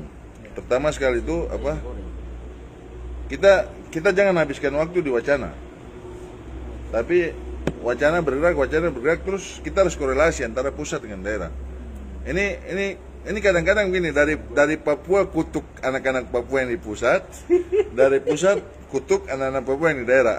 Dendam dengan anak-anak Papua di daerah. Ini barang ini malah bikin kita tidak akan pernah maju. Ya kita kerjasama matching ya. Jadi kita harus penyamaan persepsi, kita harus sama-sama betul-betul taruh ini sebagai pergumulan kita bersama di pundak. Kita tentukan siapa musuh kita bersama.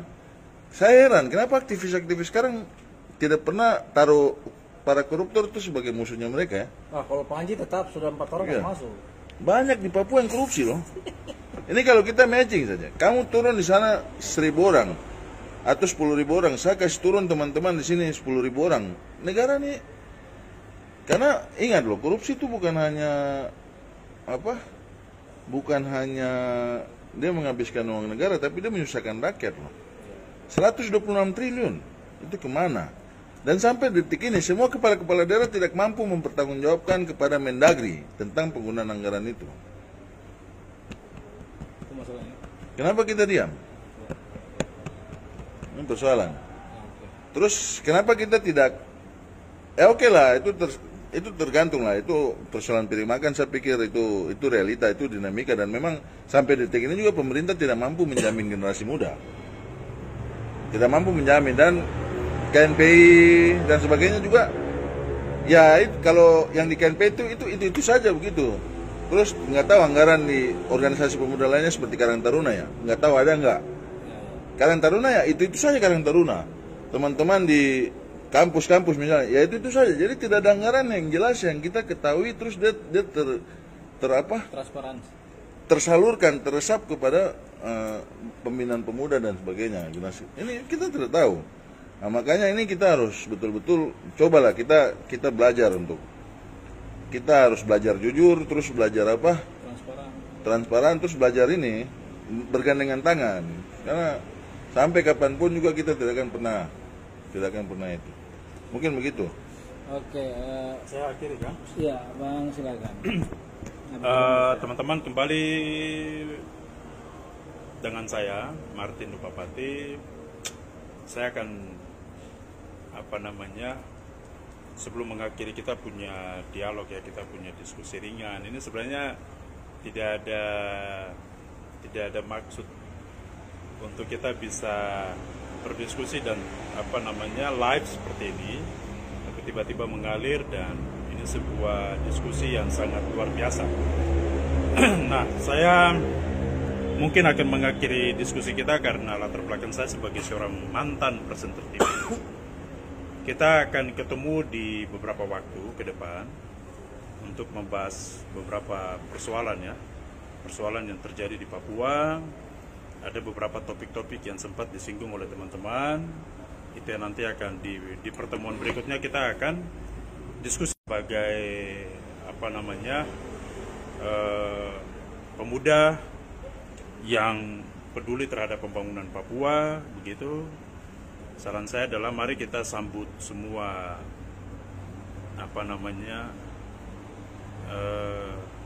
apa yang ditawarkan oleh Jakarta dengan memaksimalkan apa yang menjadi untuk masukan bagi Panji secara khusus. Bung Panji ini adalah orang muda. Kalau saya mau bilang, memang betul dia adalah salah satu dari sekian banyak teman-teman orang muda yang datang kemudian menetap tinggal bersama-sama dengan kita. Pertama, saya support, ya, saya berikan apresiasi ketika Bung Panji tadi sudah menyampaikan pemikiran-pemikiran, terus kemudian punya harapan sekaligus juga memberikan saran untuk teman-teman pendatang yang lain, orang-orang muda maupun para politikus Nusantara ya, bahwa cara berpikir seperti itu akan menghilangkan konflik di Papua. Dan ini sebuah pencerahan berpikir yang hanya mungkin beberapa orang yang mampu memiliki kesadaran ini. Dan itu memang dibutuhkan sebuah kemauan ya, sebuah kesadaran begitu, bahwa ya saya harus sadar diri dulu sebelum saya menyadarkan orang lain. Ya kan, jadi terima kasih untuk Bung Panji, tetap semangat, tetap memperjuangkan apa yang menjadi persoalan di daerah, dan terima kasih karena selama ini sudah membantu melihat persoalan-persoalan di beberapa kabupaten ya. Tetap kami anak-anak asli Papua sebagai anak-anak adat kami apresiasi, kami sampaikan terima kasih, terus berkarya dan terus memberikan terobosan-terobosan, terus membantu kami sebagai social control dalam mengawasi pembangunan di setiap kabupaten. Jangan hanya di Kerom lah, atau jangan hanya di Waropen, kalau boleh di kabupaten-kabupaten lain. Teman-teman seperti Panji dan teman-teman yang lain boleh bergabung untuk, nah di situ saat melakukan hal itu maka kita akan bilang itu saya punya adik, saya punya saudara, mari sama-sama. Ini ada barang ini, kita makan sama-sama. Mungkin begitu. Mengakhiri kita punya perjumpaan saat malam hari ini. Terima kasih semua yang sudah bersama-sama dengan kami dalam diskusi ini. Diskusi ini melalui akunnya Saudara Panji. Teman-teman bisa teruskan, share sebanyak-banyaknya, terus kemudian like, kalau bisa subscribe, nanti dimasukkan di YouTube ya, begitu ya. Sehingga nanti bisa subscribe, kemudian agar bisa mengikuti pembahasan-pembahasan selanjutnya. Karena kita akan terus melakukan perjumpaan-perjumpaan seperti ini. Selamat malam, sampai jumpa. Salam Papua Maju. Oke, ya. Terima kasih teman-teman. Ini akun saya Panji Agung Mangunegoro sama Sundi Wayankau dan Abang Bupati dan juga Mega Kerinduan Partai Rakyat ya. Jadi pertemuan kita di sini tidak disengaja. Sengaja kita diskusi agar lebih enak. Sengaja, tapi waktu ketemu sengaja. Waktu ketemu sengaja. Ya, saya cuma sampaikan bahwa diskusi itu menjadi hal yang positif agar kita tahu banyak hal dari beberapa orang-orang punya pemikiran ya. Karena sejarah hidup kita berbeda, tetapi ketika diskusi kita akan punya pemahaman dan edukasi yang luar biasa. Diskusi adalah cara untuk mengetahui bagaimana dunia ini terbalik. Dunia ini diciptakan ya, dari asal mula sampai kemudian kita lahir dan akhirnya kita menjadi orang yang kritis.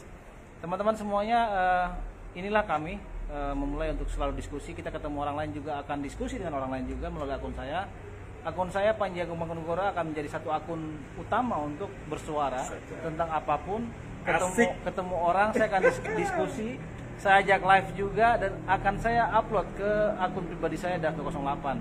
Disitulah kita akan mengedukasi, kita akan memberikan review terhadap apa yang terjadi di Papua melalui pembangunan yang nantinya akan pemekaran ya. Kita mengantisipasi dampak-dampak pemekaran dan mengevaluasi tentang daerah-daerah kabupaten pemekaran yang mungkin sedikit gagal dalam manajemen keuangannya.